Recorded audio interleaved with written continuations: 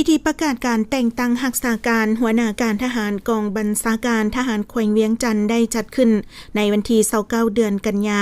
โดยการเป็นประธานของสหายพลตรีสายใจกรมสิทธิ์รองรัฐมนตรีกระทรวงป้องกันประเทศหัวหน้ากรมใหญ่เสนาธิการกองทัพมีสหายพันเอกสุดใจมหาวงศ์หัวหน้าการเมืองกองบัญชาการทหารแขวงเวียงจันทร์มีบรรดาสหายผู้ต่างหน้าคณะจัดตั้งแขวงห้องว่าการแขวงต่างหน้ากรมพนักงานกรมจัดตั้งพรรคกองพลที่1กองบัญชาการป้องกันความสงบแขวงกองพันใหญ่497ตลอดฮอดพนักงานลักแรงกรมกองอ้อมข้างนายทหารและแขกถึกเซินเข้าห่วม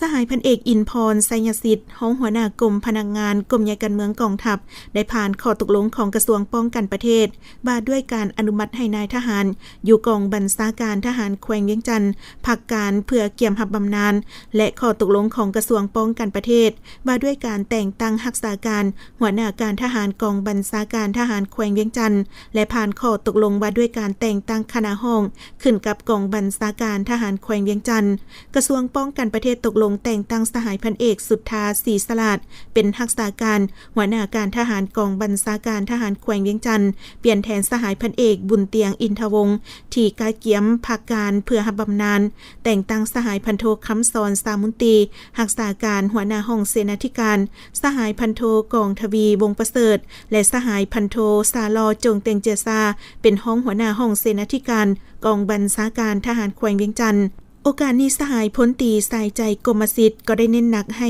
ผู้ที่ได้รับหน้าที่ใหม่